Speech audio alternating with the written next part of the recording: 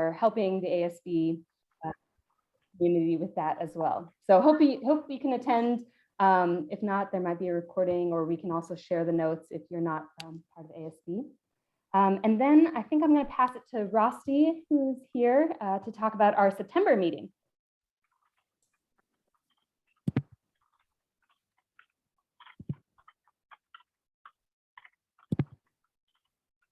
And if she's not here, I thought I saw her, but if not, we can very quickly mention that we're going to change our monthly meetings to the first Wednesday of the month, and we're going to rotate times. So this meeting is probably a little inconvenient for Australia, but it's pretty good for the US and the UK. Next meeting we're going to have at 9 a.m. GMT, which is 6 a.m. for those in New York and the US. So it's a little inconvenient, but hopefully those in UK and Australia and others can make it. So we'll continue to rotate times so that hopefully everyone gets a chance to go to all the meetings. And as much as possible, we'll be recording these meetings as well. The theme is living a fulfilling life in career and personal life. And it's talked by Dr. Damien LaCroix. So we are very, very excited for that one. And we'll send you more emails announcing that. And if you aren't an ally or a member of IWB, I will post the link for you to sign up. And with that, I will pass it back to Amanda.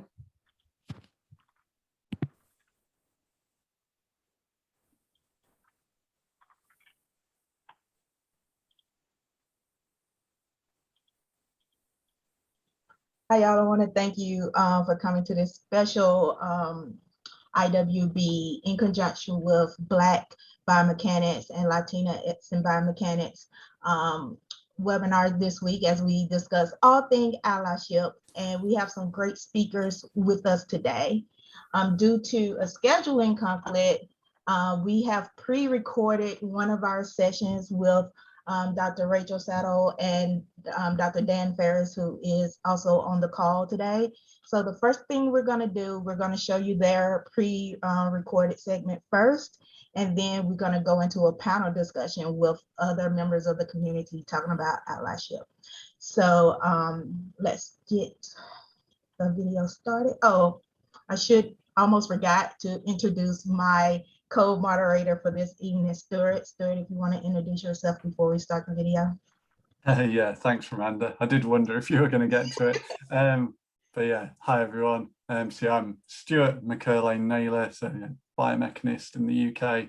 But I think probably the relevant bit for today is I am a good friend and colleague of Ramanda from back in our days doing our PhDs together in Loughborough. And Ramanda kindly asked me to help out with this session tonight. So I'm really looking forward to it. Probably more so looking forward to learning from everyone else's experiences of allyship and their perspectives. So I'll try not to say too much. So yeah, over to you again, Ramanda. Thank you. All right, Stuart, thank you. We already got some good talks going in, so I can't wait to have this conversation also. So let me get this going. Share sound. Okay, here we go.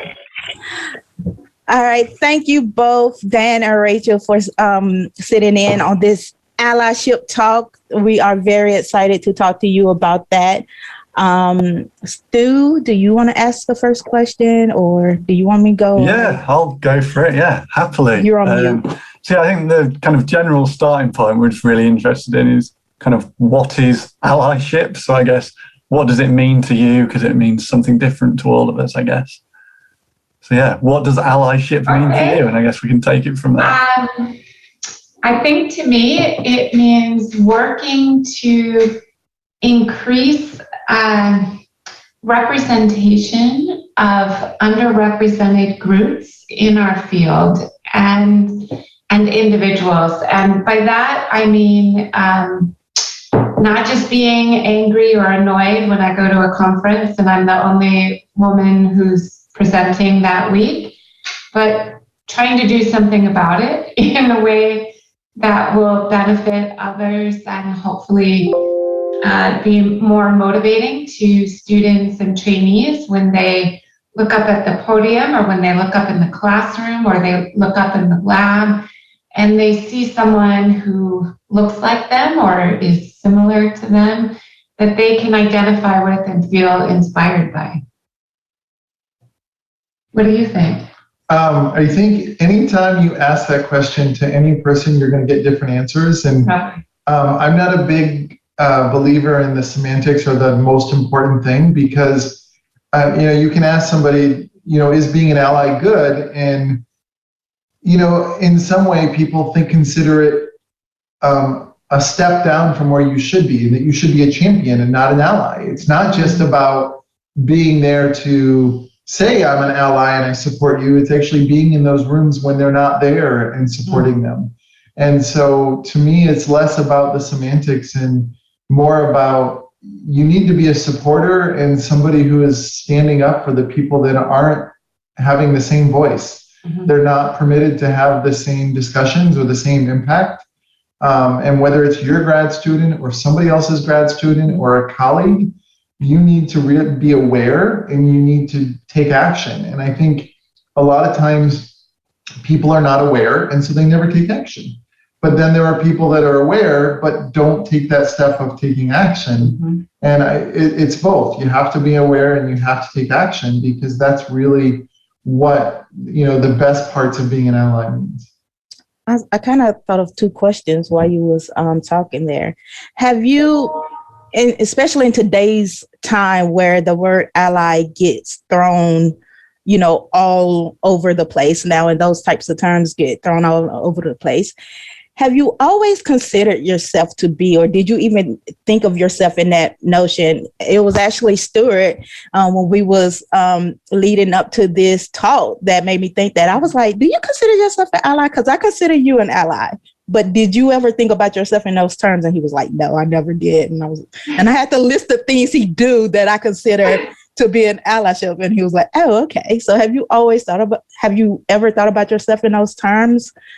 Either one. Or did it take somebody sitting down saying you do champion or speak up for those?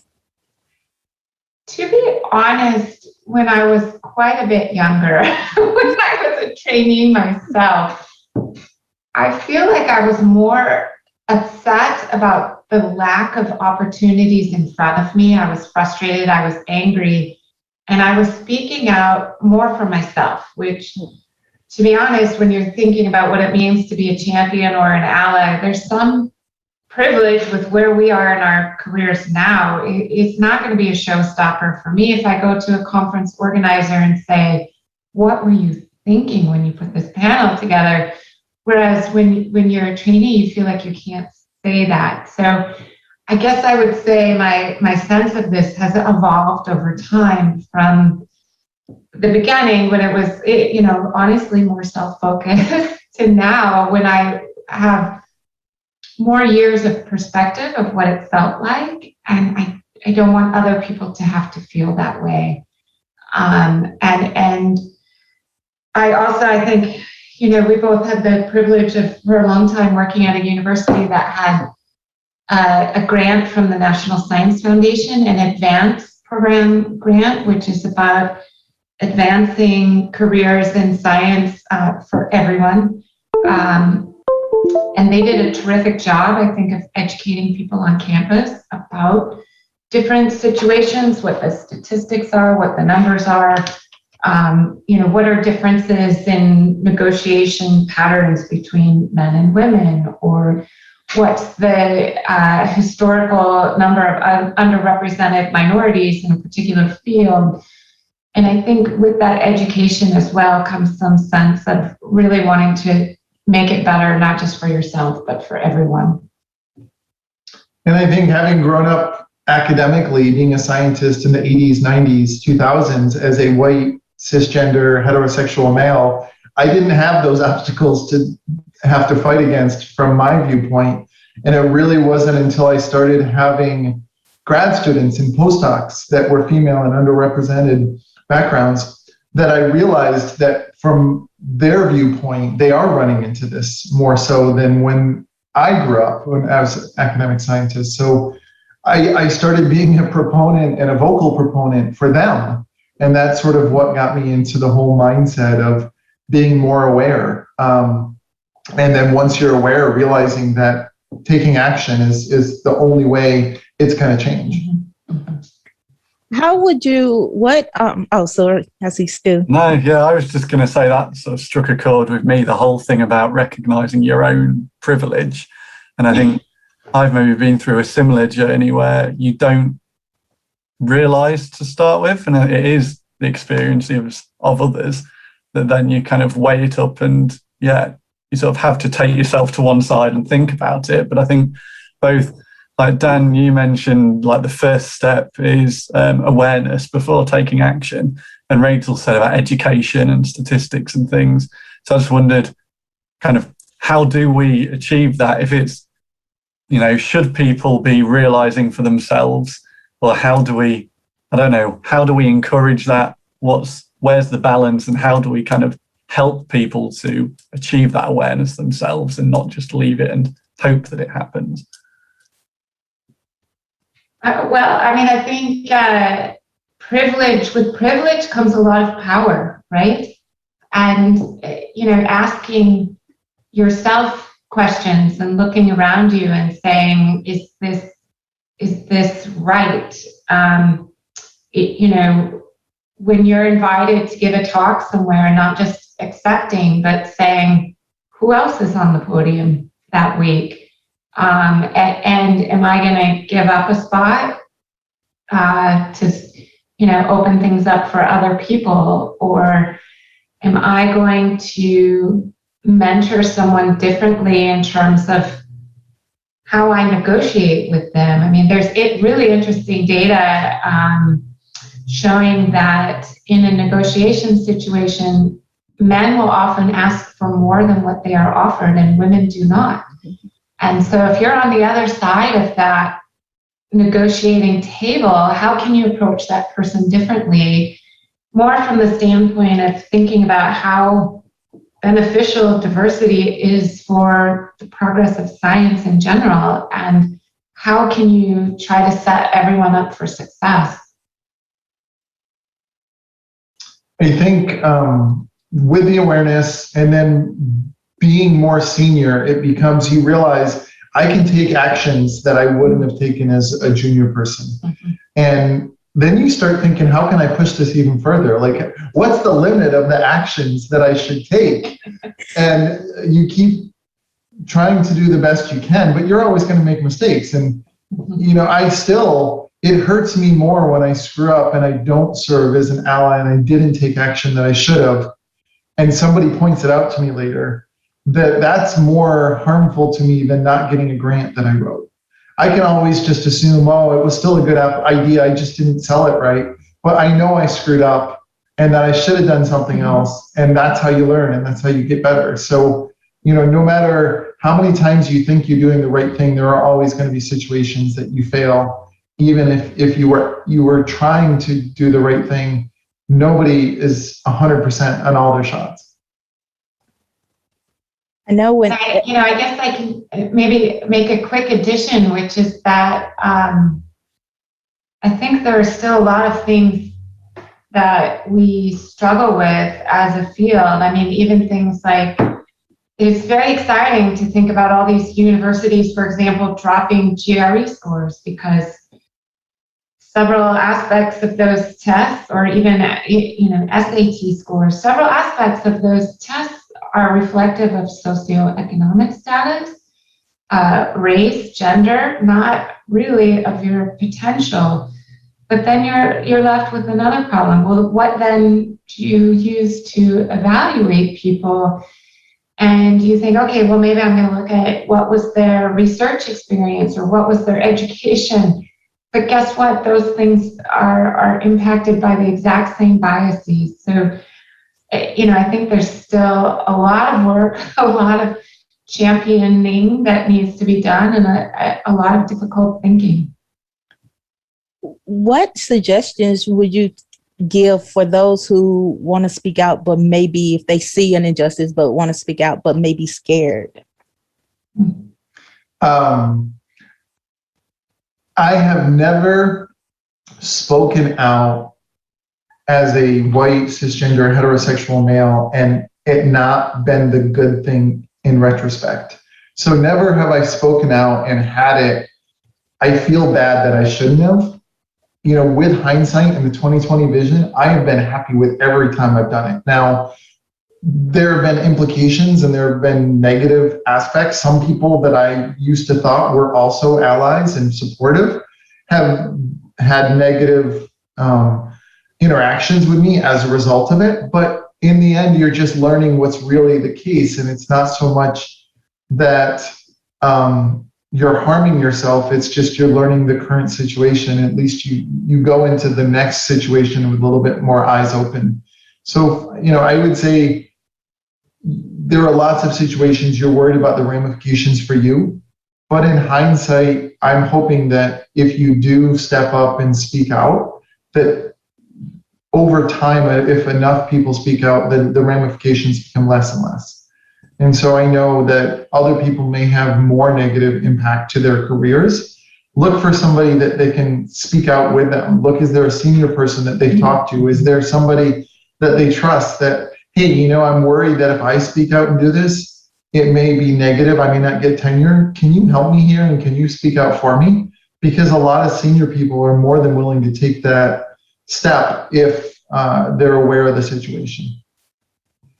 Yeah, could you talk a bit about any positive consequences then? So when we talk about, you know, avoiding negative ramifications, is there anything you can think of sort of positive, obviously other than the obvious, but kind of things you might not think of that actually this? I think one thing I think about to overcome the fear, and I hear you, it's scary, right? Like you're, you know, a small person and you're going to a conference organizer and you're saying, why were only 2 out of the 15 plenary speakers, you know, other than a white male? You know, like my voice will shake a little bit on that. And I will be honest, I've had people get defensive with me. I've had them get mad at me. I mean, you're calling them out. They're not going to be happy. But I think a positive and something that helps me to break through that fear is recognizing that I'm doing it for others. Like if I'm taking a team from my lab to this conference, is that what I want them to see for the plenary speakers? No. And maybe I'm nervous. Maybe I'm worried about the backlash. You know, is that organization going to fund my grant or select my panel next year?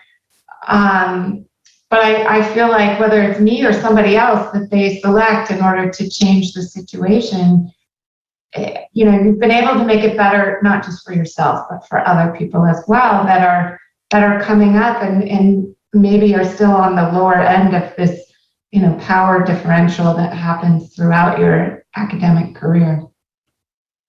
I really think that if as a senior person you speak up about the lack of diversity, whether it be in the grants getting funded or the presentations or who's getting invited to review proposals, I have had a positive outcome in that I've gotten to know people that I wouldn't have seen in the same old circles. So I learn about research that's better, the science gets better, the interactions, the networking opportunities get more, because you're not letting the same old people all be the ones that are being the decision makers, either in the grant review process or in the you know, the conferences and giving the keynotes, that we have different people. And I think as a result, the science does get better. Yeah, I would agree with that. Actually, in the last few years, I've served a couple of times as a grant reviewer on a panel that was organized by a program officer who never picks like the usual suspects as reviewers, and getting to know the other reviewers on the panel has been awesome. Like learning about new work and meeting new people, and it's been great. What do you think in the biomechanic community? What are we doing right when it comes to uplifting those voices and helping those that might feel marginalized? So I got to step up and say ASB, American Society of Biomechanics, has had a long history of being very active in trying to promote underrepresented individuals, females, people from minority backgrounds. And that's not just in the conferences, but also in the leadership board, the authors, the presidents, you know, all of the people that go along with American Society of Biomechanics have a very welcoming meeting. And it's funny, but you know, you could go to ASB as a grad student and then turn around and go to something like ORS, which is orthopedic biomechanics, and it's a world of difference about how accepting they are in terms of female scholars and in terms of underrepresented scholars. And I think it's a shame, but you know, what is going on right? I think American Society of Biomechanics has a long history of doing a lot of things right. I agree. Actually, I'm on a board for a different society, and the conference organizers that we work with all the time, they also work with ASB, and they say, oh, ASB already piloted this software system for anonymous reporting of you know, people behaving badly at a conference. And I said, what? I have to check out what they're doing. So I agree. I think they're very proactive. And you know, the fact that you're that you're doing this interview is also something that's great. Okay. It's fun. Oh. What else can we learn from ASB then? So I think for other societies, what else does ASB do well that perhaps other people can copy and learn from?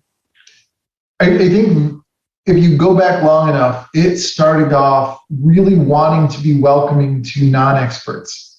It's let's not only have the most successful scientists come and talk to each other, but it should be a place where an undergrad who's never been to a conference before can give a poster and somebody goes to their poster and asks them a question. And I think that sort of culture grew up to the point where for the boardroom, for the officers, and for the meetings, everybody was very clear, we want to be welcoming, number one. And that led to, what can we do to be more welcoming? Great, let's have more female officers instead of, you know, just the more senior male officers that are in charge of things. And, you know, a number of years ago, we had a complete 100% female program, annual conference program committee. So we had, I don't know, Sylvia Blemker had something like 35 or 40 female scientists that did all the reviews, all the programming for the whole conference, and nobody batted an eye. And that was perfectly fine. And I think we realized that you have to be active in terms of being a welcoming society. And in many ways, it's happened in lots of different things. And I think, you know, to me, ASB has always been about being welcoming, and it's led to lots of different ways for it happening. I'm laughing because I already know a society that I actually got an email for today about needing board members for the next round of conferences, and everybody on their board currently and those who are leaving are male. Yeah, I know, it's a shame, but it happens. And I think if people don't talk about it and they're not willing to say, this is not right, then it doesn't change. Yeah. Not only that, though, I will say a way to change it because of the other societies that I'm involved in is you contact all of your friends in that society and say, I want to be nominated for the board, or who can we all get together and nominate and vote for en bloc to make this happen? So some strategic work and yeah. Sometimes it has to be done like that. So we talked about the good that's happening in the world of biomechanics. Is there anything that you would like to see change or the biomechanics community have not gotten right in terms of lifting those voices?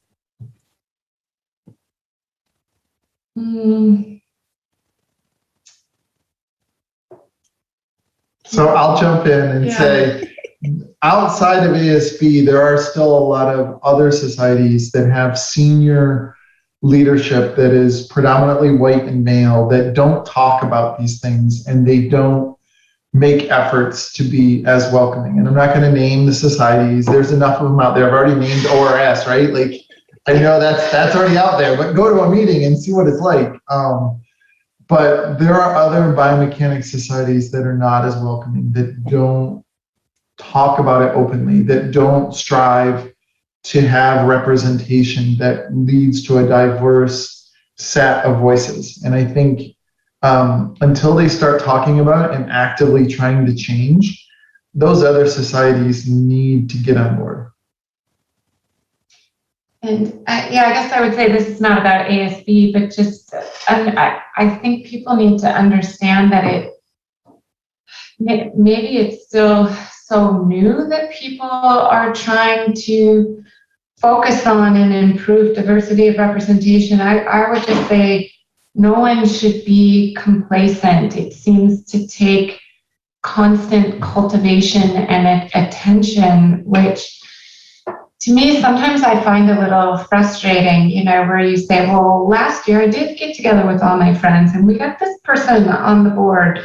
And this year I didn't do anything. And now look what happened to the board. You know, I think I would say, even though they seem to be doing a great job, that don't take it for granted. Thank you. Those are all of my questions. Stu, do you have anything? I was on mute. Do we have time? Yeah, we have time. Yeah, I think something that's been weighing on my mind, I think, is how do you balance, do you think, what I'll call the greater good versus almost the selfish side? So kind of picturing those people, say, on the board or trying to get onto the board, basically saying in the back of their mind, I agree with everything you've just said. Oh, but not me. I still want, I want to achieve what I want to achieve personally, but then also help others. And at times that can contradict each other with those two kind of contrasting goals. So yeah, just any thoughts or comments really on that balance? I guess I would say I think that's what being an ally or a champion is about, and it's hard. I did have a colleague on another board who was recently up for re-election, and he actually came to me and said, I recognize I am a white male on this board, and please only put me up to vote for re-election if the other candidates are more diverse. And you think about it, especially when you're an earlier career person, it's tough. You're giving something up. And I said this at the beginning, I feel like my career stage, I have a lot of privilege to be able to speak up, and it doesn't cost me as much as I used to think it did. So I don't know, Stuart, just I guess think of others, but also move your own career forward so that you can continue to be in a position to advocate for others. And I would say that there's never a universal or blanket solution to do the best thing, because I'll give you an example. If you're looking to put a new president of an organization or a new program chair, and you're like, oh, well, traditionally we've had a lot of white male scientists that are in this position, let's try to get elsewhere.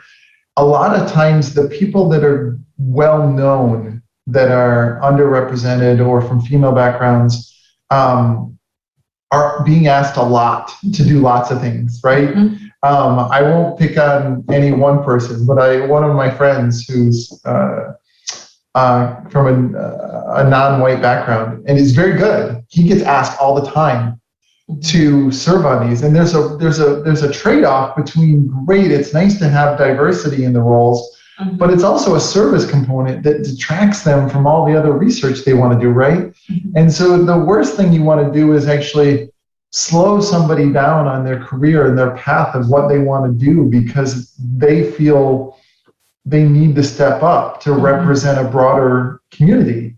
And you don't want to do that for that person at that time. Really, you want to give them the opportunity, but feel free for them to say no and that they need to focus on something else, or be willing to give them the advice. You know what, this would be a great opportunity for you 5 years from now, but get tenure first, then you can do it.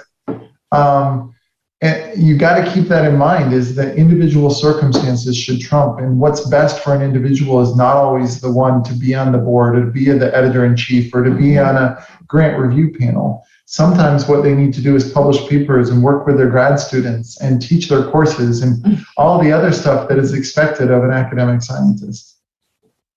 Right, and I don't think you ever want someone to feel like they're there to represent anything other than their science. Right? I mean, it's difficult to say, am I here because I'm representing my race? Am I here because I'm representing my gender? And, why am I here? I want to be here to represent my work.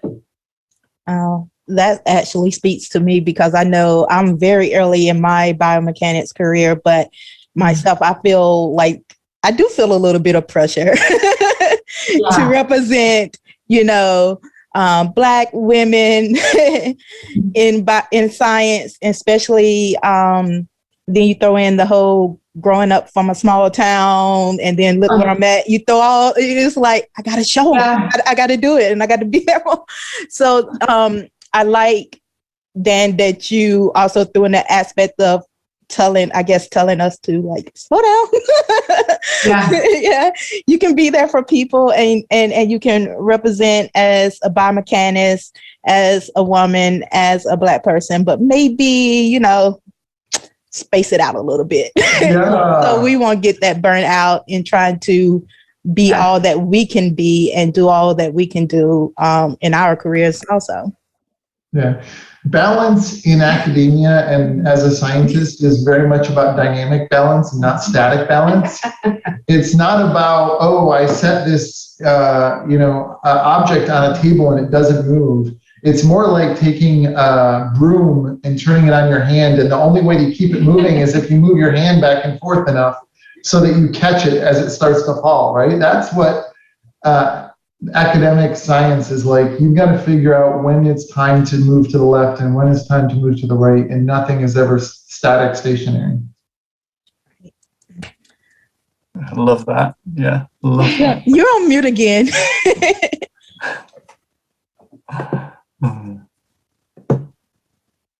Oh, good. I was just saying, love the broomstick anecdote. But yeah, I think there's probably another broom on top of that one trying to balance as well. Bit of a double pendulum going on, but yeah.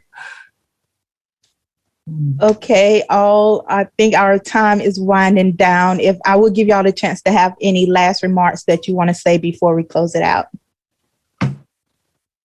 I guess I would just say, if you think I can do anything to help you, feel free to reach out, and I'm happy to chat with anyone who's watching this anytime.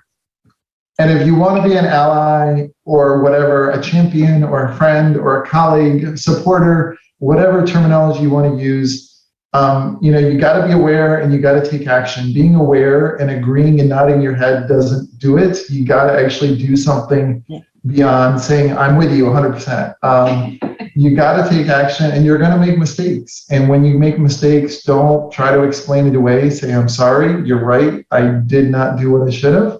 Let me work to try to be better next time. All right. Thank you, Dan and Rachel, for talking to us today. And now we would take questions from the audience. Thank you.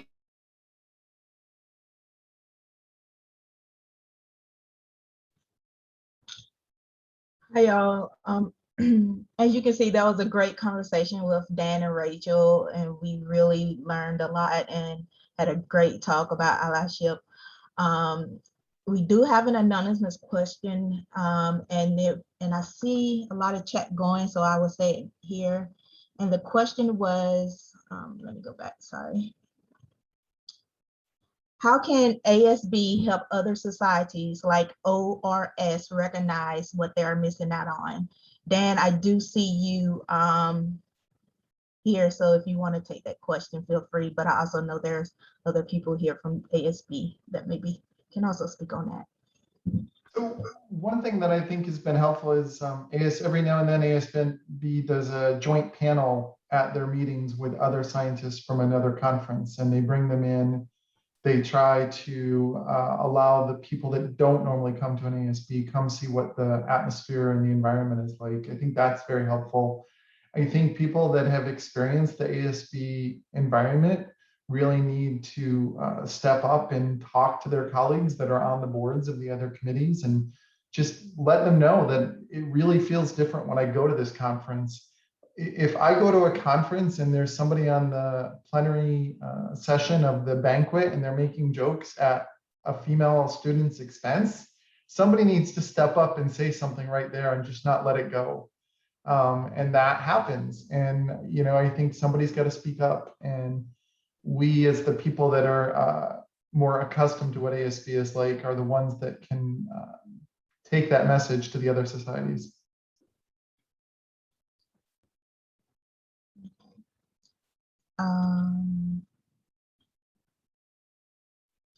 I think that's it for now, but just hold tight, Dan, because you will be joining the panel later. But next we have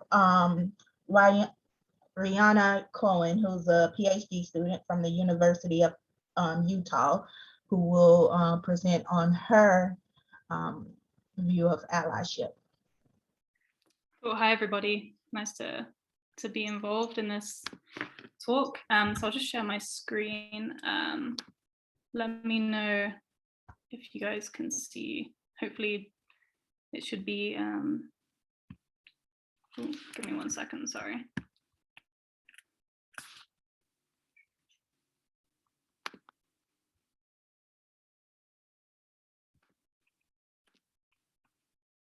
Okay, and then I'll just put it in presenter view and just let me know if that works.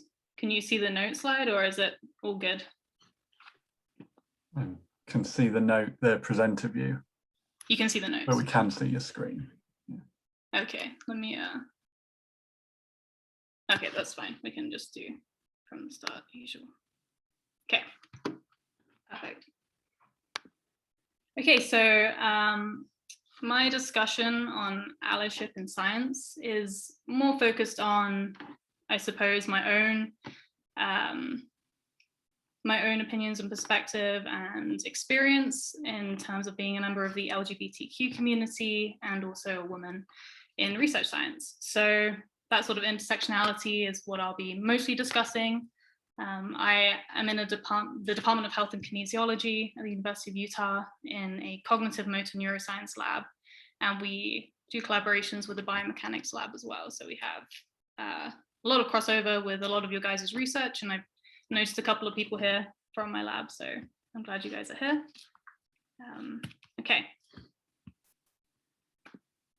So my presentation is, in general, discussing what I believe allyship to be, what I strive to be as an ally, as a colleague, as a friend, and also what I look for in other people to help advocate for me as a member of the LGBTQ community in research science as well.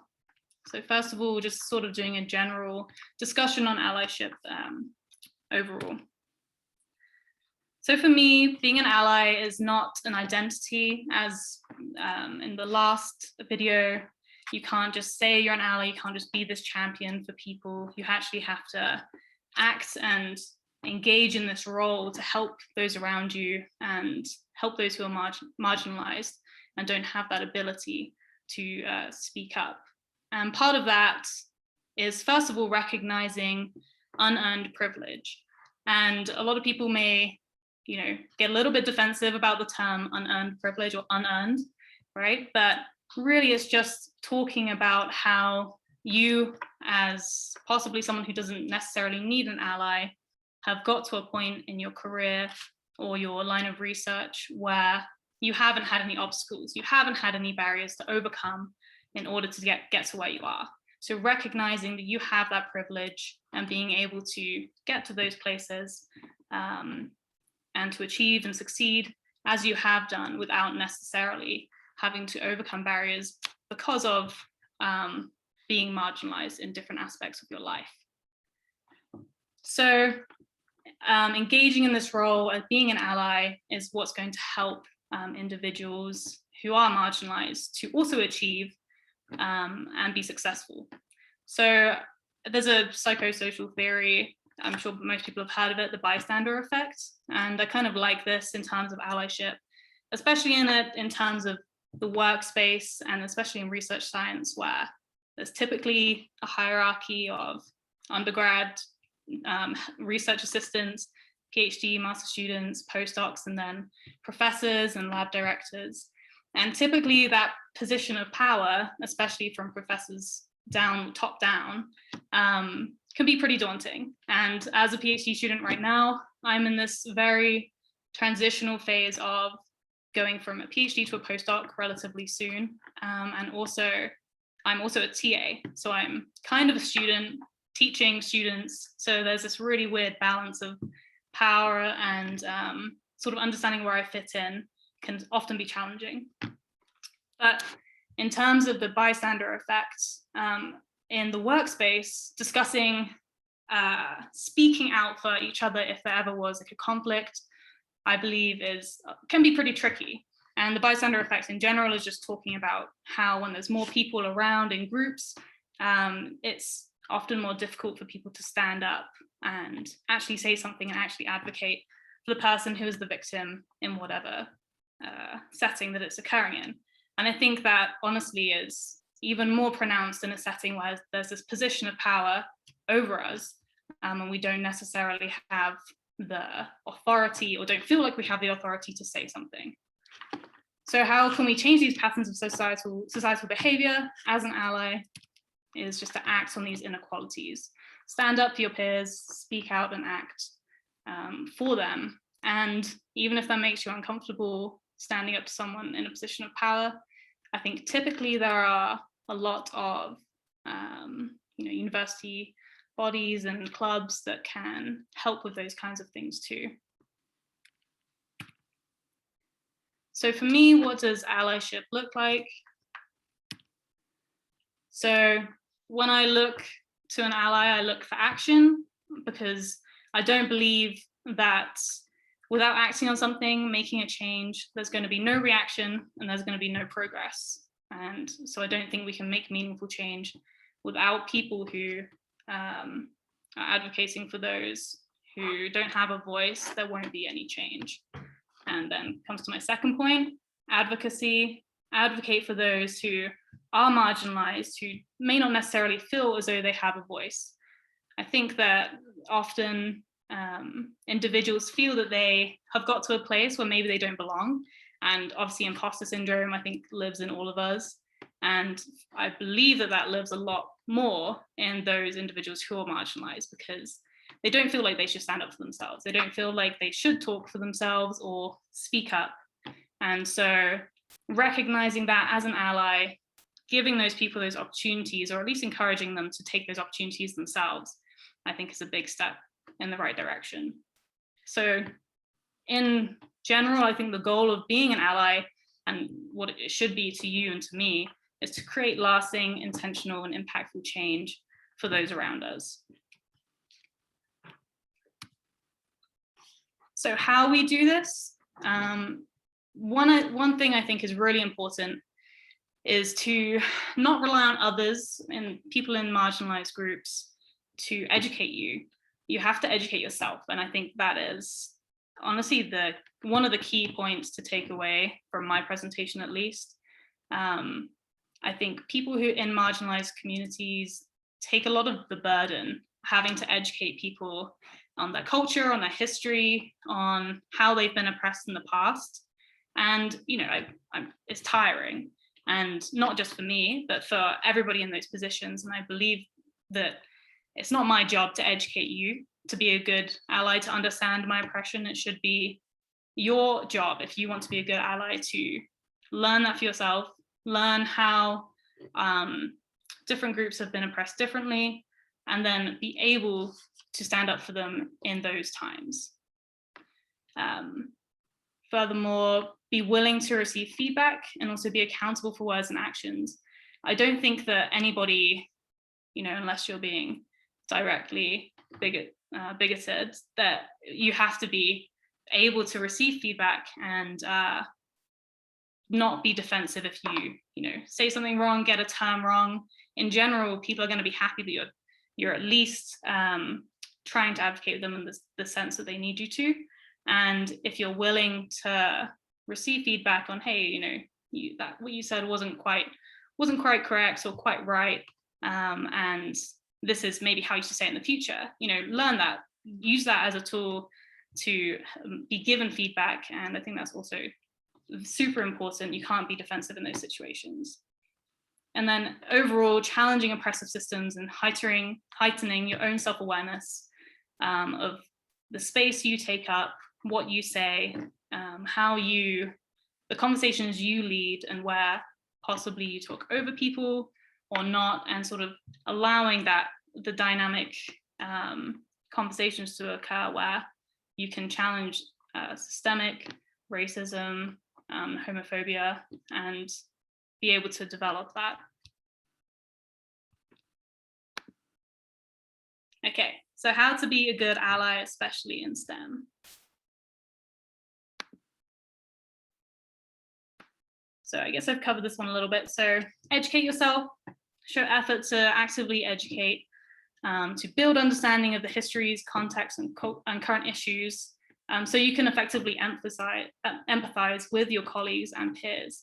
So knowing what is going on in the world, knowing how to advocate for your colleagues is going to be, incredibly important in order to have real life conversations with them and actually have a relationship as an ally built on trust and integrity and knowledge.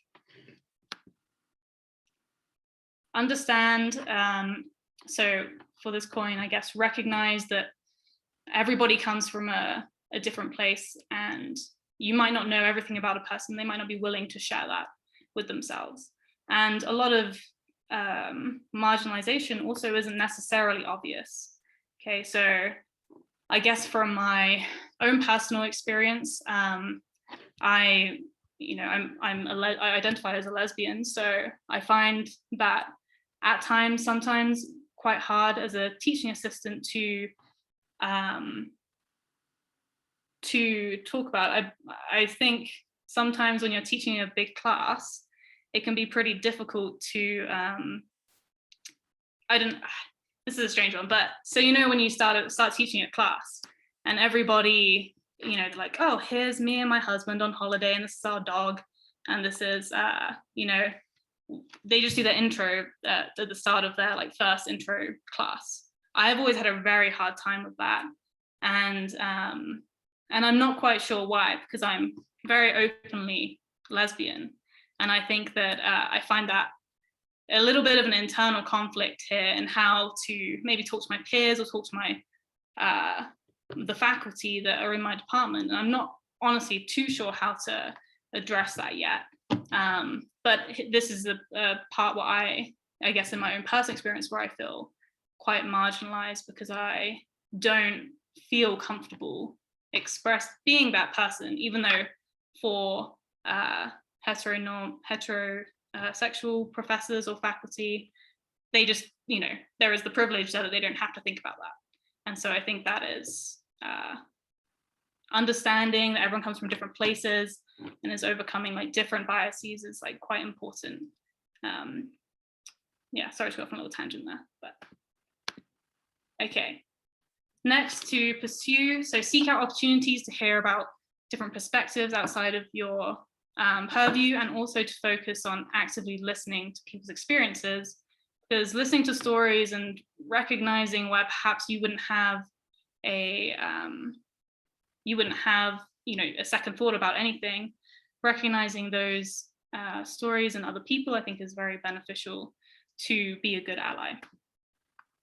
And finally, engage, so know about different changes and also diversity groups within your university and national level, and also just be aware of your role in those spaces in terms of how much space you take up, what you say, how you can advocate for different people, and really represent the best that you can, your knowledge, and through educating yourself and understanding, bringing that into those interactions into these spaces to advocate for those in your research, in your departments, in your labs as well. Okay. So why should you become or be an ally in STEM? So research science is becoming more diverse, which is great. However, there's still a lot of marginalization and bias in the workplace which exists. And specifically for LGBTQ allyship, things such as, that's so gay, are inherently problematic, obviously, and can lead, these microaggressions, micro insults, can really build up over time and impact a person or how they are perceived and by themselves intrinsically, and how they then portray themselves in that setting. I don't think that I have never thought of myself as a gay scientist. I have thought of myself as a scientist, and that's all I should think about myself as. And so anything, comments or microaggressions like that are incredibly problematic, and these are the kind of situations where people should advocate, stand up to faculty and instructors or people who are higher up than them, or even peers as well, and call them out for these problems. And that's the way that we can change these microaggressions and hopefully get rid of them over time.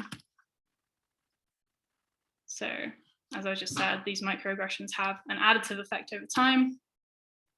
So allies need to contribute to a strong support network for your peers, and in that way, call out exclusive behavior, and hopefully we can reform these kind of behaviors in productive ways. Okay, so then I have just at the end some sources for LGBTQIA+ in science resources. And I suppose I can share these in the chat or send them around. So these ones are specifically for LGBTQIA. And then also I just have some allyship resources too. So yeah, that's my presentation. I hope you guys enjoyed it, and I'd be happy to take any questions now or later in the panel. Thanks, Rhiannon. Yeah, I think there are a few anonymous comments in the chat, but I think the idea is we'll save them up and then come back to them in the panel at the end. I know I've got at least one question I really want to ask, but I'll wait and see if we get time, and if not, we can chat afterwards anyway. Yes, thank you very much for that. The next speaker is Jasmine Cruz, who is the Latinx in Biomechanics co-founder and a PhD at Texas Tech. So I'll hand over to Jasmine. I think Jasmine's going to speak rather than presenting slides, but I may be wrong. Yeah, so thanks, Rhiannon, and over to you, Jasmine. All right, thank you. Yes, so for my talk, I'm going to speak about my experience and times where allies helped me, and times where I've served as an ally, and times where I wish I had served as a better ally, and kind of how I've mitigated that. And then just in general, like my takeaway advice for those that want to be allies. So like Stuart said, I'm a PhD student at Texas Tech. I'm one of the founders of Latinx in Biomechanics, so you might know me from there. I want to give you some background on, I guess, how I got here. I did my undergrad in mechanical engineering at Tech, and right now I'm in the tail end of my PhD, and I'm the first in my family to pursue a doctoral degree. I'm the first in my family to go to college, period, on my mom's side. On my dad's side, I have one cousin who has a master's degree in social work. So there's really only one person in my family that I can kind of relate to as far as like my position in this space and in higher education. So in my city is pretty segregated, which you can tell whenever once you actually step back and look. Like on the north side of town is predominantly Latinx and Mexican community, and on the south side it's much more white. So when I was in elementary, I went to school on the south side, and I think in elementary school I wasn't too aware of demographics. I was, just busy being a kid. Not that I wasn't aware of like what I looked like and my culture and ethnicity, but it just wasn't, I guess at that time I didn't really see anything holding me back.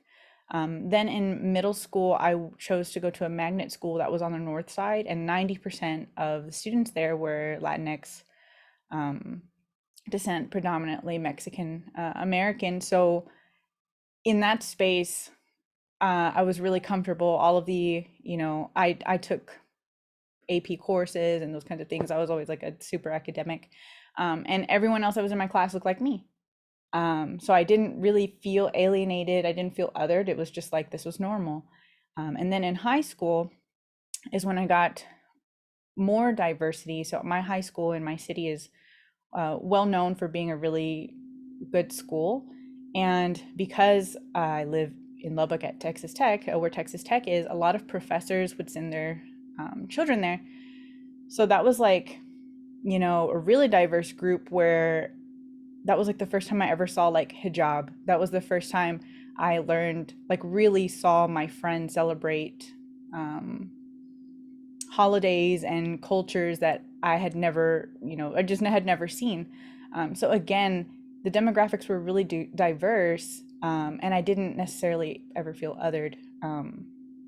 So then when I went to tech, the irony in it is that my whole life, my whole childhood, we would celebrate for football games and things like that. Like my family are huge Texas Tech fans, and none of them had ever attended there. So when I started to attend, it was such a big deal. My grandpa was so proud. And then stepping on campus, it was like, oh, okay, I'm one of not very many brown girls. Like, okay.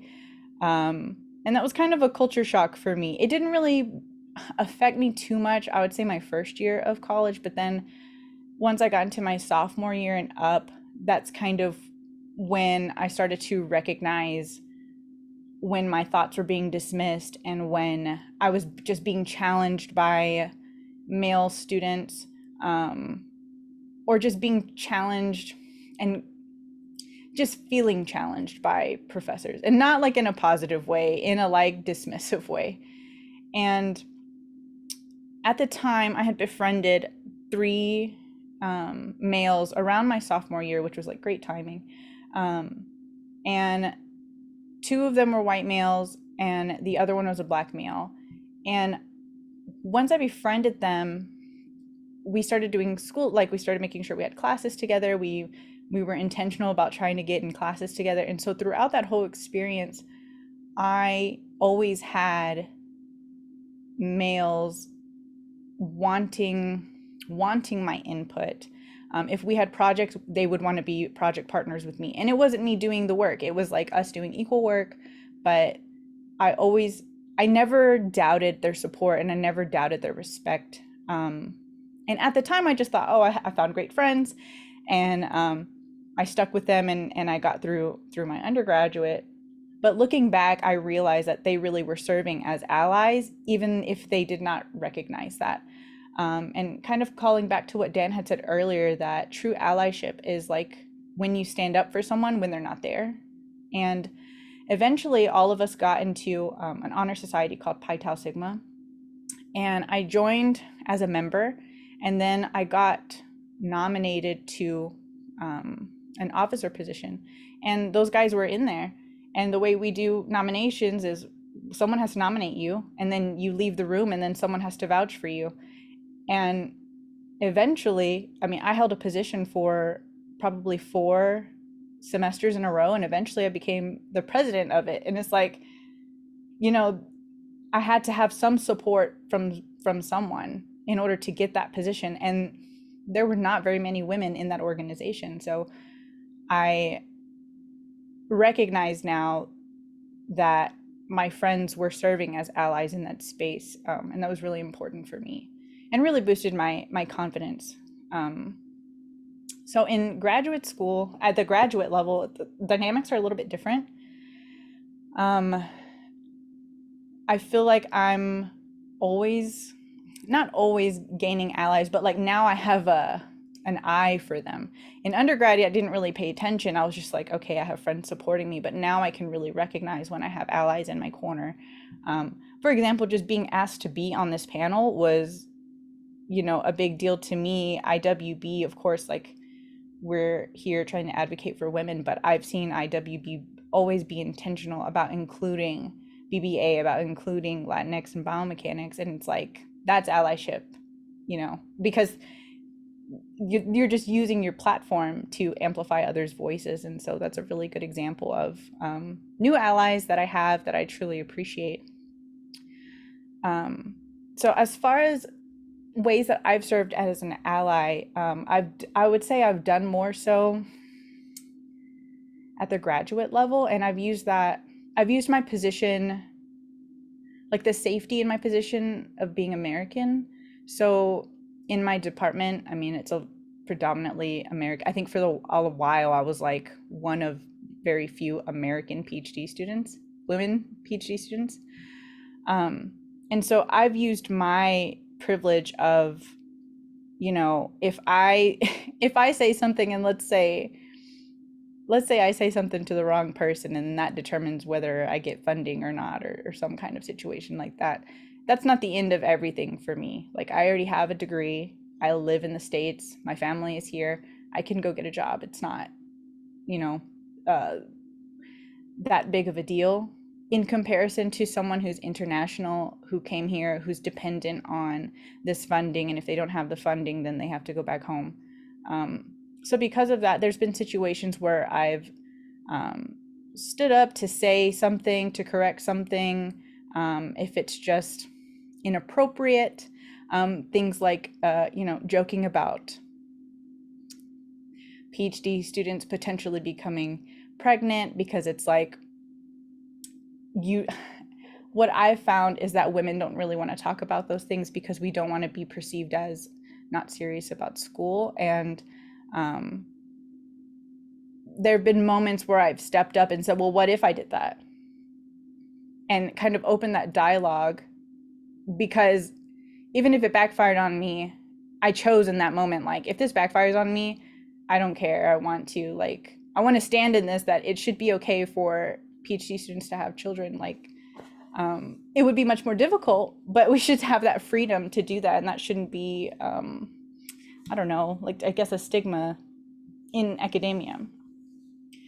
The moments that I wish I had served better, I don't know if you're anything like me, but like, when you're in the shower and you just like think like, oh yeah, when someone says something like this, I know exactly what I'm going to say. I'm going to tell them like this. And then the moment comes and then you're just like, you freeze up and you don't say anything, right? But man, in the shower, I got some compelling arguments.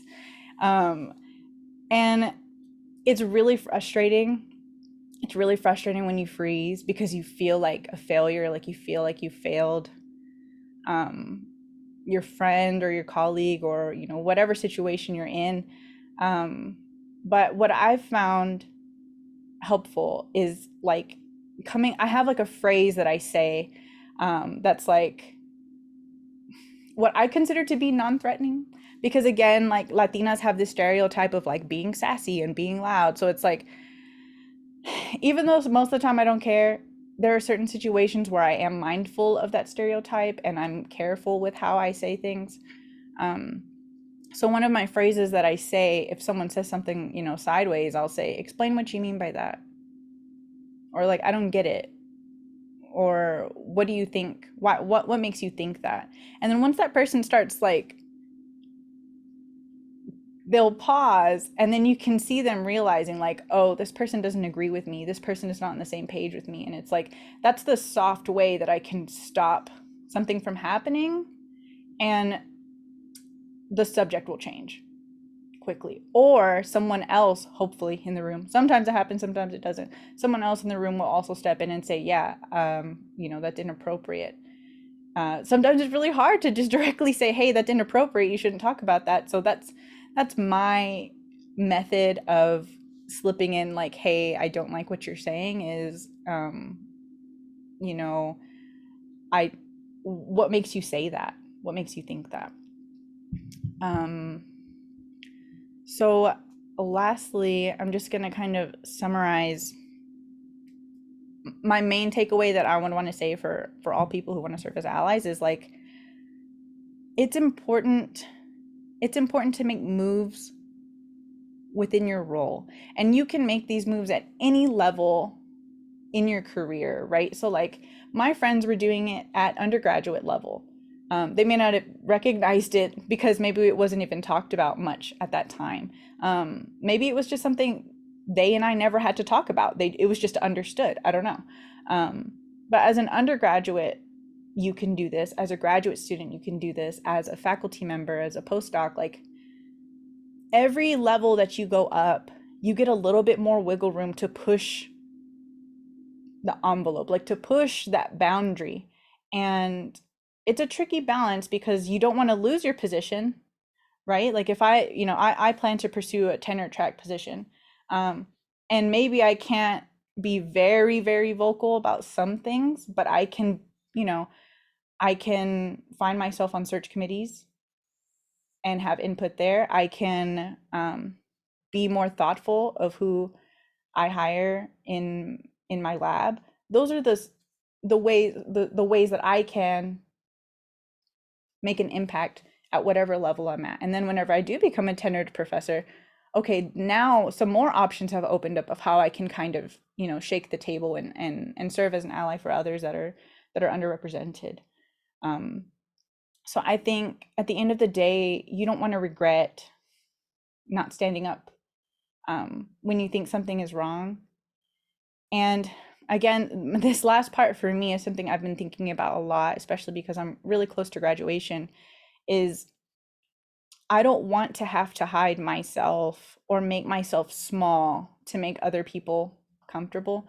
And I understand that there's a privilege with that because, again, like, I don't have children, so maybe I'm not too stressed about finances right now. Maybe if I had children, I'd think differently. But I feel like if the space that you're in is going to give you a lot of backlash for that, maybe you don't want to be there. Which, again, maybe when I'm there, my opinion will change. But that's just something I've been thinking about a lot, is how much am I willing to sacrifice myself, and how much am I willing to make myself small in order to get the job wherever. It's really tricky balance. But yeah, that's pretty much my experience. So I'm happy to take any questions whenever it's time. Thanks, Jasmine. I know you said some stuff that is very similar for me in terms of mindset and thinking. You said fiery, Latino, sexy, and for me, I battle the whole, angry Black woman stereotype if ever I say I disagree with something. So those are definitely some wavelengths that I can understand. So we have one more panelist, and then we'll do like a group panel session. And in the group panel session, we will have all the questions. So our next panelist speaking is Brooke Otto, who's an assistant professor at Hope College, speaking on her version of allyship. So Brooke, over to you.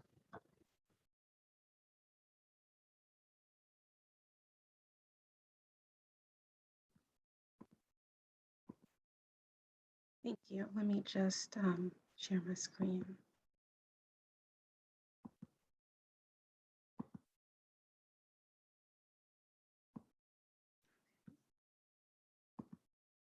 So I have a PowerPoint just because I can get sidetracked.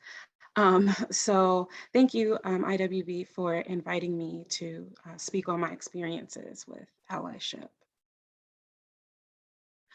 So we've all been talking about what are our definitions of allyship. And for me, primarily, it's using your power and privilege to remove barriers and advocate for others, particularly those that don't have those same privileges. So really, it's something that's active and not passive. It can be relationship oriented. There can be times where you see someone, you may not know them very well, but you see that they're experiencing barriers and you want to do something about that. And that's kind of how I got my current job, in a sense. Just someone who kind of saw me, didn't know that much about me, but wanted to provide me with an opportunity. And I also see it as like really speaking to the activeness of the role. Like, you're in the trenches with someone. Like, it's not just something like, oh, I'll send this email, or, I'll, give someone the evil eye and, so that they treat you better. But it's being in the trenches, like being side by side with someone. So there's a level of vulnerability and there's the risk or cost to you that is associated with being an ally, because you're probably going to ruffle some feathers. People might change their opinions of you, but it's worth it, because again, a lot of this is about power dynamics. It's also consistently advocating for others in public and in private. So there are times when I've, spoken to people about things that were happening and environments that I was in, and, oh yeah, I'll support you. And then we go to a meeting and it's crickets. Or, vice versa. You bring something up in a meeting and, no one supports you. And then you have a line of people afterwards coming to say, oh, you were right. Oh, I'm so glad you said this. And, I felt the same way too, but it was like, well, why didn't you say anything about that, right? So you're consistent in your actions. And it's also about disrupting the status quo, right? So you're also promoting for systemic change. So I just want to talk about just speaking up in general. So my experiences, I'm gonna start with this quote by Zora Neale Hurston. If you are silent about your pain, they'll kill you and say that you enjoyed it.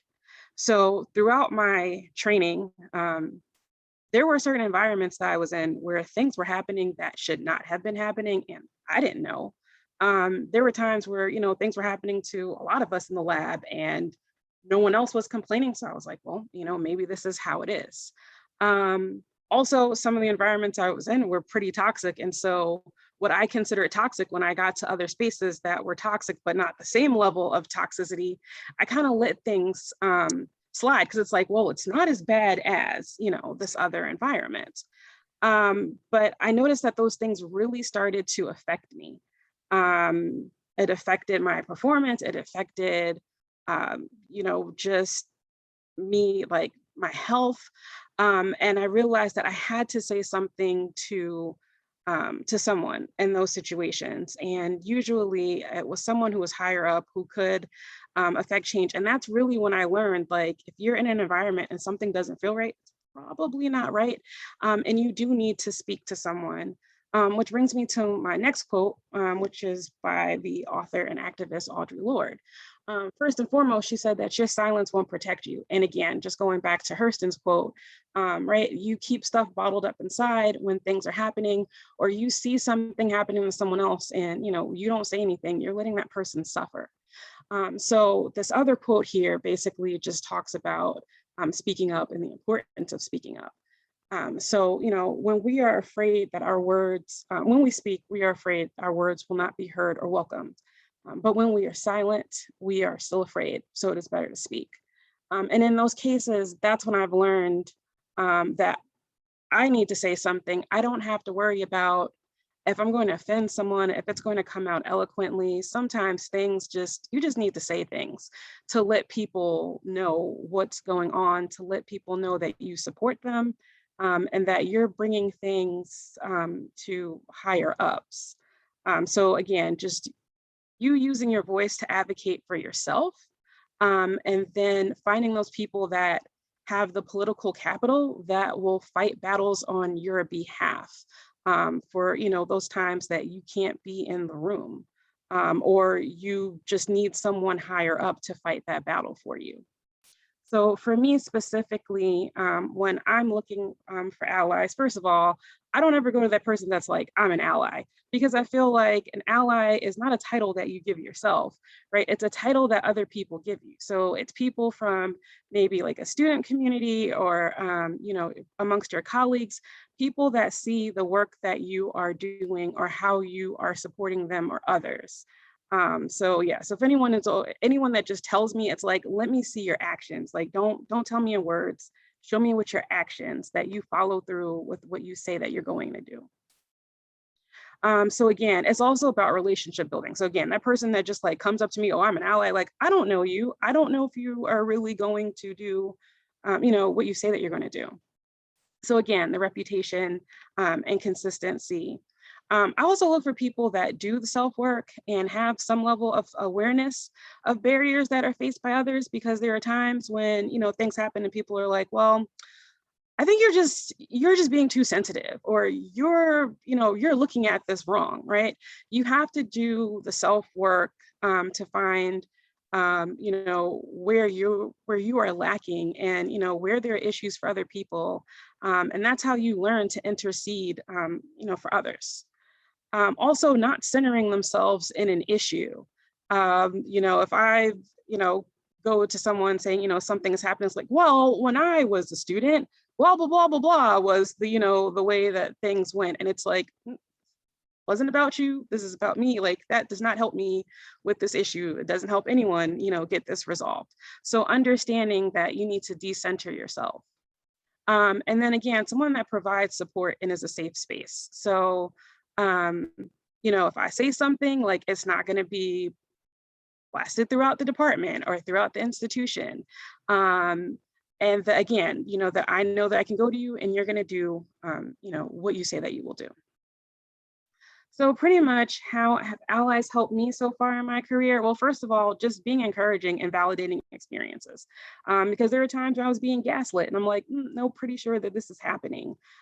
So just having people to just start there, like, yep, this is happening and this is what we're going to do about it. So coming up with some sort of action plan, whether it was them interceding on my behalf, so going to speak to people on an administrative level, helping me to navigate and or leave toxic environments, nominating me for awards and opportunities, and then again, providing me with resources to improve interpersonal relationships. So I tend to be pretty quiet and I don't like conflict, but I do know there are times when you need to, have conversations about people, about, just tough things that are going on. And so an ally that I had gave me some resources that I still use to this day whenever I need to have difficult conversations. Just a few examples there. And then again, like I said, I don't think that ally is, a term that you call yourself, but since we're talking about allyship and thinking about how I've been able to serve in an ally role, I also think about that power dynamic. And while I was able to do things like as a student and as a trainee, I don't really think because of the power dynamic that I had the political capital to, really be in a place where I had something to lose. I mean, maybe, professors, think differently of you or something like that. But now that I am a professor and I am on the tenure track, I know, there are political implications of certain things that I do. Will I upset someone who could be on this committee that decides whether or not I get tenure? Am I going to go ahead with certain things? Am I going to do things by myself, or am I going to find a coalition of people that can support me so it's not just me? But pretty much just some things that I've done, recommending students for opportunities, whether it's positions in the lab, whether it's awards, taking a more holistic view of who I work with on research projects, whether it was when I was a trainee or even now as a professor, supporting DEI initiatives on campus, and particularly bringing in speakers. So, writing proposals, working with colleagues to affect change. In my institution, we brought in, I worked with a colleague to bring in a speaker to do a series of workshops to, kind of help promote some change that was going on campus anyway. And, we've been doing book clubs, reading Black, Brown, Bruised by Ebony McGee, and seeing how we can incorporate this in our division and change our approach to research and teaching for our students. And following that up with a letter to our dean. So it wasn't just like faculty of color doing these things, but it was also, we have an anti-racism group. So having people from both sides, right? Being able to support us, so it's not just us. And then again, curriculum changes. So making sure that I'm incorporating things about ethics and things about cultural awareness in my classes. And I just wanted to touch on setting boundaries, because in the video, it was mentioned, about the tax, the diversity tax that people from marginalized backgrounds usually have to play. For me, setting boundaries is a work in progress. I'm actually tied to community work. Sometimes I think it's as important as my research, because as a Black woman, I have a sense of community, and what I do is to better my community. So if I don't spend time engaging them, then the work that I do is kind of for naught. So it's very hard for me to say no, especially because, there have been plenty of people, several people that I see on this call from ASB, who were able to serve as allies for me at different parts of my career. And I know that, there were time costs associated with what they did. And so it's hard for me to say no to others, knowing that there were those that invested in me and continue to invest in me. So one of the things that I do is just, kind of going back to my goals and prioritizing. So that I'm not saying yes to too many things, especially now because I'm on the tenure track. So I know what I need to do. And if I'm saying yes to too many opportunities, right, that's limiting the amount of research that I can do, limiting the quality of my teaching. I also have to remind myself that saying no to a particular opportunity actually means that I'm saying yes to something else. So if I say no to presenting at some event, that means that I'm saying yes to finishing up a grant or working on a publication or, starting a new collaboration. And something that I do like to do when I say no, I like to recommend others. I do know there are some other people that they will set aside a certain amount of service work that they do. And so they might say, thank you for this opportunity, but I commit to, X number of events throughout the academic year, and I've already hit that. Can you please keep me in mind, for this event for next year? So there are ways, if you do come from a marginalized background and you do find yourself, being asked to do things a lot, there are ways that you can respectfully decline and pass to other people. So I did want to note that. And so that was pretty much just what I wanted to share, just kind of my experiences, but just also things, if you want to be an ally, just certain attributes that I think are important. And again, just sharing some things that I've done. Thank you. Thanks, Brooke. Yeah, thank you. That's final speakers. Thank you to all of you. I know we will say thank you again, but I know I'll hold my hand up and say, I know I'm not doing enough in this space and I want to improve. So just thank you to all of you for being so open. And we do have some anonymous questions in the chat. So the idea, I think, is we'll work through them. And if I think Dan is still here, so we've got Dan, Rhiannon, Jasmine, and Brooke. And then, yeah, feel free to chip in, and whoever wants to speak first can. I think the first couple of questions both relate to the diversity tax aspect that Brooke just covered. But I think because it's come up a few times in the chat and in different conversations, I think it would be good to still cover that as a panel. So I think, to paraphrase slightly, from almost both perspectives, both of kind of recommendations or any comments from the maybe privileged perspective or the person feeling marginalized, but what can we do from both sides of this to solve or address this diversity tax issue with either volunteering or what's the word I'm looking for? I'll read the comments now. Yeah, either whether it's service, voluntary work, how do we balance the requirements? Anyone that wants to go first?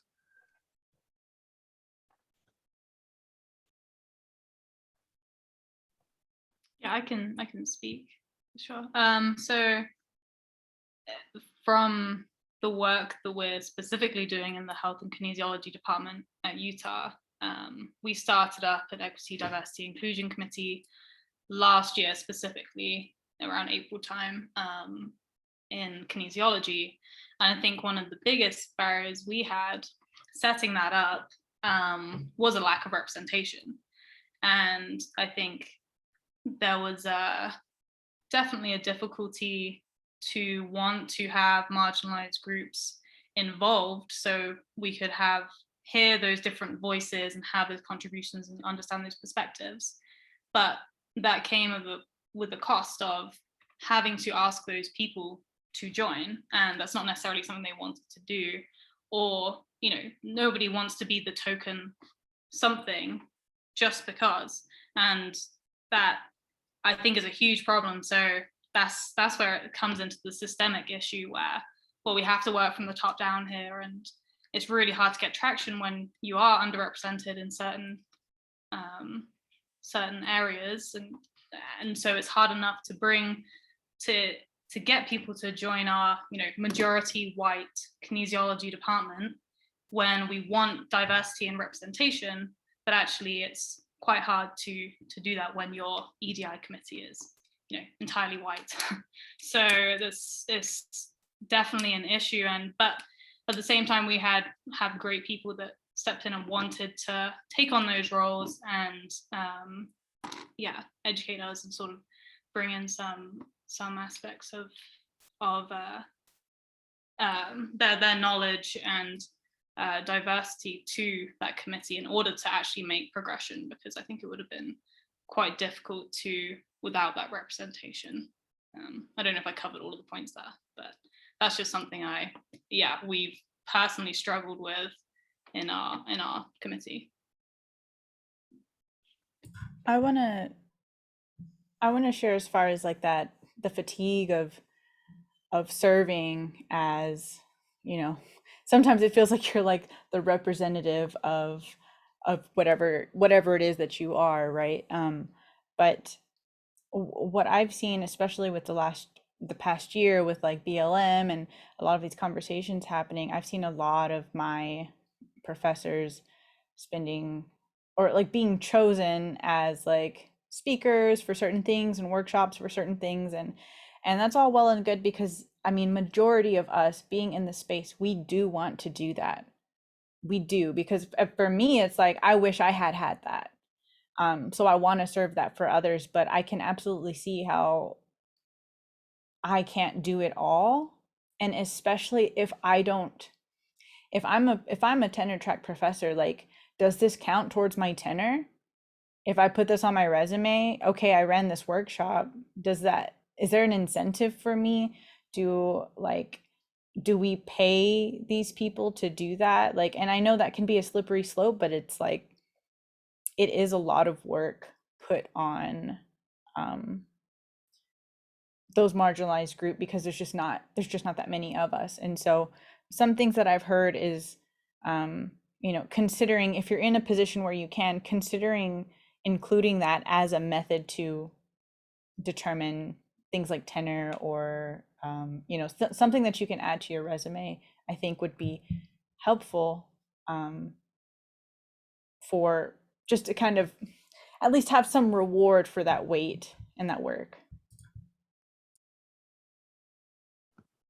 So I just wanted to add some advice that I got from an ally with respect to service, and making sure that my research and my teaching aren't suffering. it's to be selective. So there, like I mentioned, you can predetermine, how many events you're going to, speak at or what have you. The other thing that I do, so like in my prioritizing system, I do think about like, what is this going to cost me? Is this just like a one-time event? And like, do I have to prepare slides? Do I have to do some additional work? Is there an opportunity for me to speak about my science in addition to these diversity um, um, issues? Will this connect me with people that could write me tenure letters? So I mean, like, yes, these are things that you can put in your CV, but you also want to be careful that like your service, isn't, really long, and like your teaching and research, and where you're really going to be evaluated the most are sparse. So those are things that I do. And another thing you can do is have, we call a no committee. So some of my colleagues and I laugh that, we all say yes to things too much. And so we have, our one friend in the group that's just like, no, next time someone asks you to do something, you come and you ask me first, and I'm going to tell you no. And I think that, you can have that within your peer group. You can also have allies that can do that for you. Sometimes it's better when you have an ally that has a little bit of that political capital, particularly in your department. So, don't say yes right away. Say, you know what, let me check my schedule. And then, like you go talk to your, your mentor, your chair, whoever it is. And, you kind of have that conversation of, is this something that I can do? And I mean, I know in my case, there have been times when, people have said something like, oh, for me to serve on this committee or that committee. My chair's like, nope, she's done enough service, like she's good. And then he even came back to me and was like, okay, so your name came up in this conversation. This is what I said. So if someone comes to you about this, like you already have an out. Do not feel obligated to do this. So like that's allyship right there, right? Having my back, in private, but also in public telling me.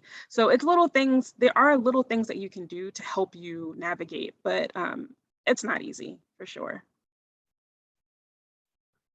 I like when you said having it your back in private and public, because there's definitely times where I've been in situations and people in the room are like, after the fact, when we're in private, like, that was not good, Ramona. They shouldn't have did that. And you're just like, but you didn't say anything at the time.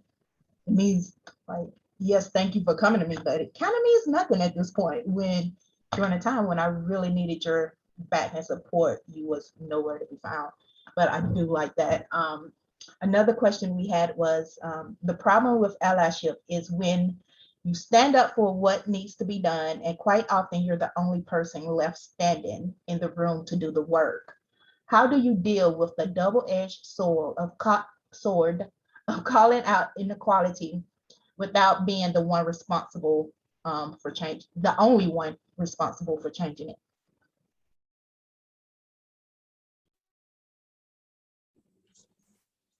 So I'll make a quick comment, which is it really comes down to the culture of your department and your university.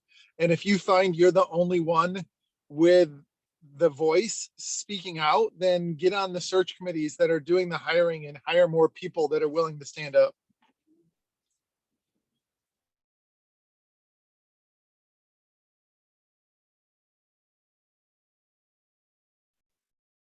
Thanks, Dan. Anyone else want to add anything on that? Or I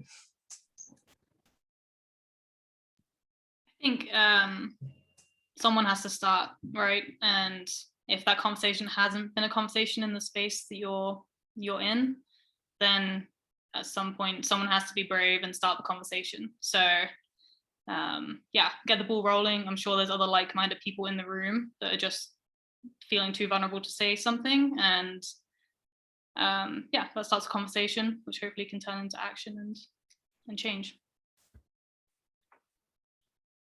I can definitely agree with that. There have been times where I'm the only one that says something. Like, for example, I'm pretty open about my mental health, and I was pretty open about that in academic space, and saying how it affected me, and that it was something that I struggled with during my PhD. And afterwards, I had people walk up to me that were like, where did you go? Who did you, where is it on campus that you went? And, I thought it was just me and those kinds of things where it's like, if you have the space and the safety to say something, say it, because you don't know who's listening or who's watching what you said, right? It can open doors for people in that way.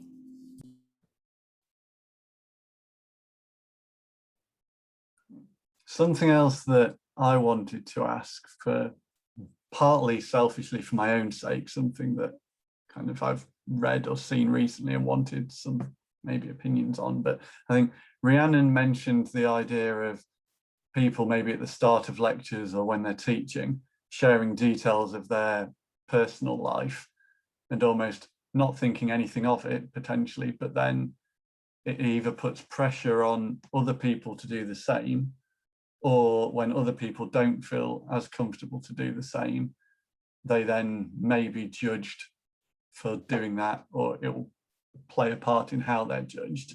And it reminded me of a conversation I read on social media recently about whether or not to use doctor before people's name every time. And this was, I think it was last week I read this and it was completely new to me. It made perfect sense, but the idea that when some people who are maybe in a privileged position are dropping the doctor from before their name and not using it, it then puts pressure on other people to do the same, who perhaps feel the need that actually, due to various stereotypes or the way that they're judged by people, they need to use certain things in order to get kind of the respect that they deserve. And by someone else taking it away, it affects how they're judged. And it's just kind of, yeah, something I've seen a few times recently that was new to me a few weeks ago. And I just wondered if anybody had any comments or ideas on anything around that kind of space of whether it's, titles, personal life, even any other similar scenarios where perhaps people are unintentionally creating additional pressures on people without realizing. So yeah, I know that's a terribly worded question, but if anyone does have anything they can say on that, then I'd really appreciate it. Thank you. I guess I can speak to my story a little bit more, if that is helpful. I'm from the University of Brighton in England, so I did my master's and my undergrad, which is, as you're from Loughborough, you said, or went to Loughborough? Yeah, so not quite rivals, but I guess we both didn't like Bath. But Brighton, is like the LGBTQ capital of Europe, I'm pretty sure. And I had like openly gay professors who, and it never really was, I never really saw it as anything to be worried about. Coming to Utah was a big culture difference here than it is in Brighton.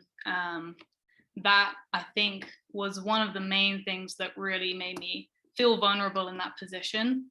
And I think that as a grad student as well, who haven't, I'm faculty, but I'm not really faculty, right? I'm not a professor.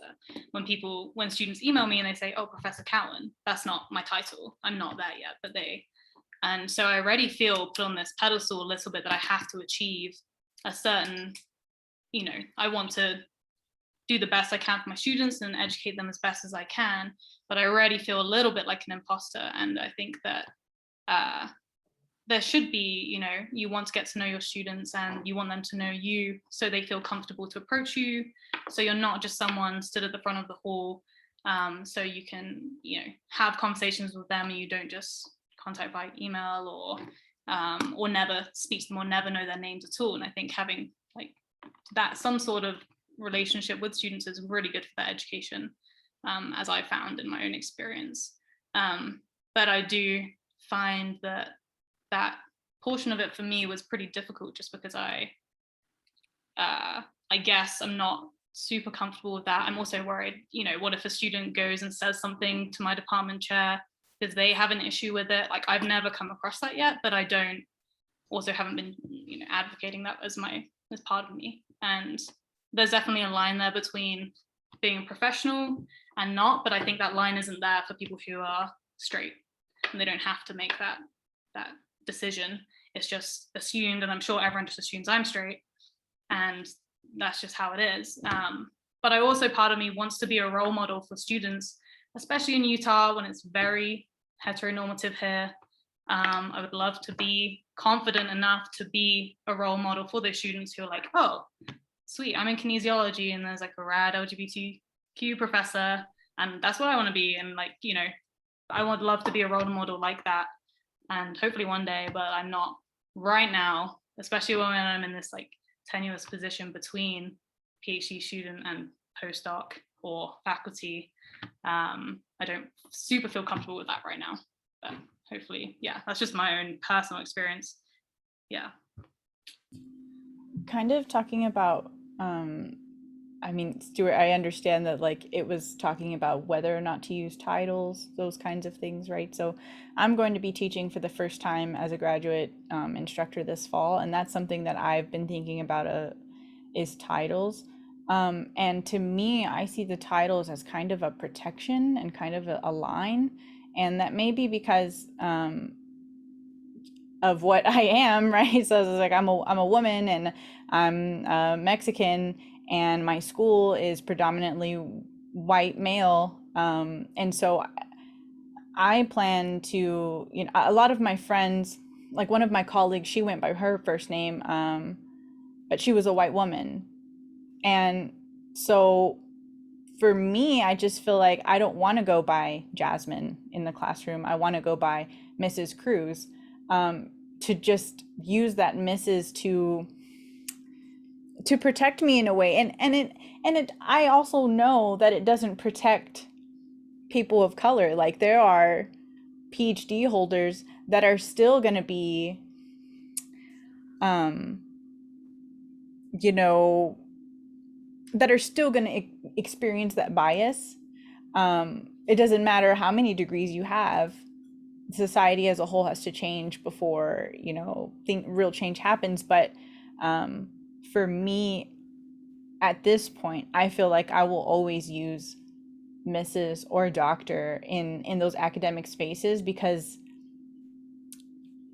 I feel that it'll, one, make me feel more confident, and be like, it serves as my credentials of why you should take me seriously and why you should respect me in this space.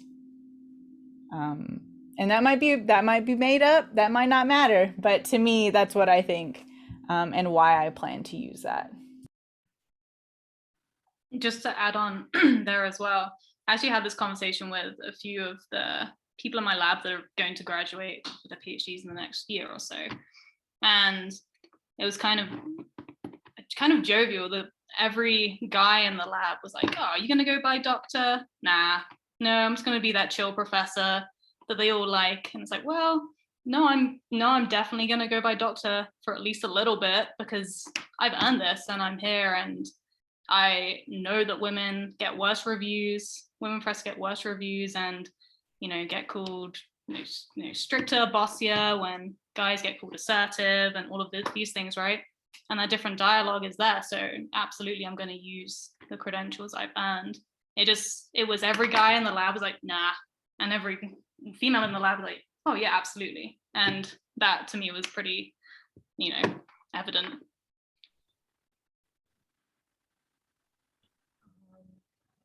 Well, I know you didn't ask me, Stu, but just because when I graduated, it took me about maybe like close to a year before I started using doctor.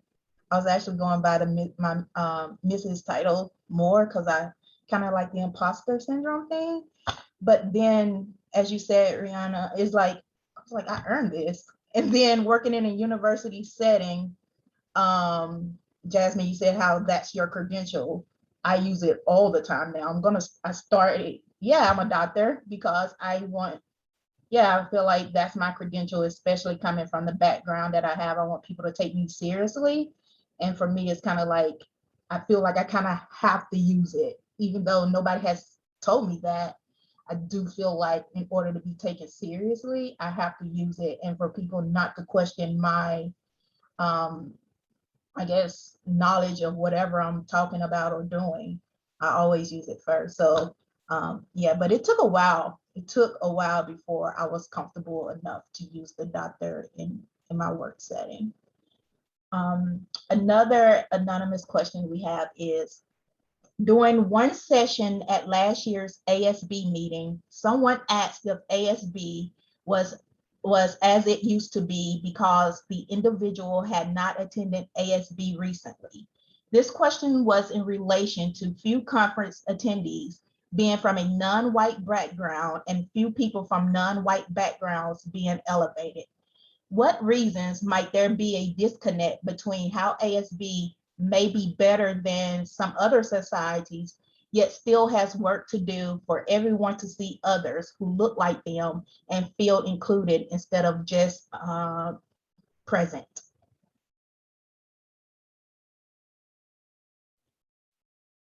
So if anybody from ASB is still on, you can feel free to answer this.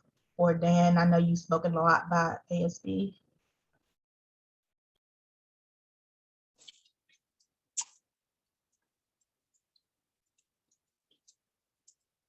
Yeah, could you ask it in another way? Because I'm trying to vocalize some of the specific things and I'm just having a hard time answering. So I think they're just asking the disconnect between how ASB may be better than some societies, but people yet still has work to do for everyone to see others who look like them. So basically make sure that everybody is being represented and seen and not just being present at a conference. So not just attending the conference, but actually taking part in terms of, I'm gonna say in terms of organizing, presenting, and all of those things.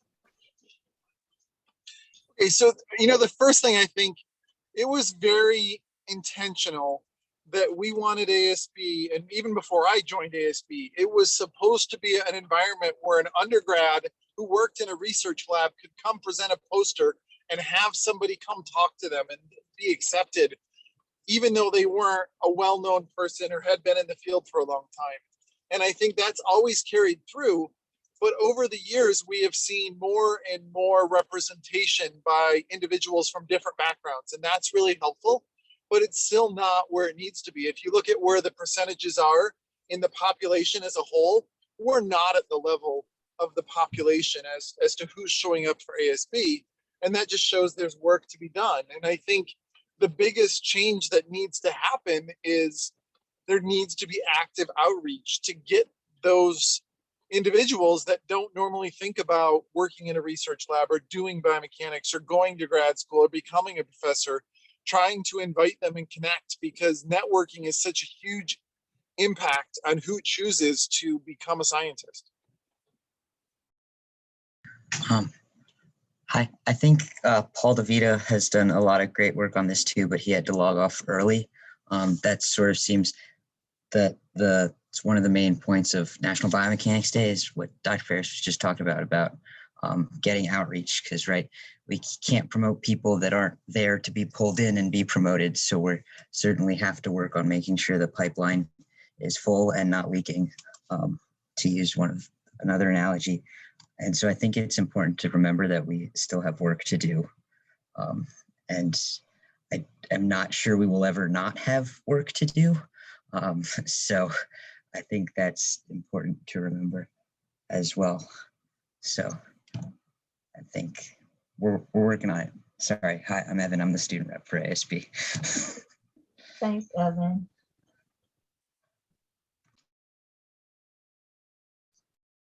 Do you have anything else? Yeah, nothing. I don't know if anyone else, does anyone have any questions before we finish, or any of the panelists have anything that they want to add? I just want to say thank you so much for doing this, because I think these types of active outreach and discussing the issues that are there are going to help people become more aware and help them educate themselves.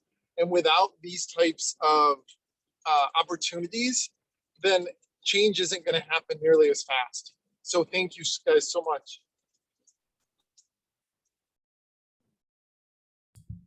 Yeah, Just really on quick. my end. Oh, On my end, I just want to say thank you again to IWB for always making a point to include Latinx and biomechanics. We really appreciate that, especially because your platform is so much larger than ours right now. So we really, really do appreciate that. I just want to say thank you. There was somebody else starting to talk. I don't know who they are, who it was, but. Sorry, it was me again. I just wanted to say thanks. Every time I log into one of these, I learn something. And so just trying to get a little bit better as we go through. Always more work to do. But thanks for doing it. It was cool. Thank you for coming and sharing your thoughts also there. Brooke, Rihanna. Yeah, no, this is great. Thanks for inviting me to speak. I hope I've done the LGBTQ community justice, at least from my perspective. And yeah, thank you all. This is a great chat. And I think, yeah, this is exactly where we need to be, having these conversations. And we're all just like preaching to the choir here. We're advocating for each other and listening and learning. And so, yeah, move forward, educate yourselves on different issues. And I'll continue to do that as well. And yeah, that's what I need to say. I wanted to say thank you as well for inviting me, but also just putting this panel together so that we have just different voices and different perspectives, and the fact that we can all come together and, you know, help each other be better and work to help our professional societies be better. Yeah, and I'll say thank you to all of y'all for agreeing to speak today. I've learned so much and it was a great conversation. And I want to give a personal thank you to Stu, who when I started this talk, I asked him, do he consider himself an ally? And I literally, as the video said, had to be like, yeah, but you do this, this, this, this, this. This is why I consider you an ally. But so thank you for not only being a friend, but an ally to not only me, but other people in the biomechanics community, because you really do uplift voices, even though you don't think you do. So thank you. Thanks. But yeah, I just wanted to say a massive kind of thank you to Amanda, but I think all like full credit for everything I say tonight. I'm not sure what time it is where everyone else is, but tonight basically Amanda's done an excellent job organizing this, and I've got so much out of it, and I hope everyone else has as well. So yeah, thanks Amanda. Absolutely smashed it. So keep up the good work. All right, everybody, we're not going to do breakout rooms tonight because we pretty much use this session in discussions, but we hope to see y'all next month for, you know, Professor Damian Lewitz. Oops, I hope I said it right. I'm busting off memory here. But thank you all for coming tonight and spending your time with us. And if you want to have any additional questions for any panelist member, on our Twitter, we do have their Twitter handles or their emails, and I know they'll be happy to answer anything. And so goodbye. Thank you.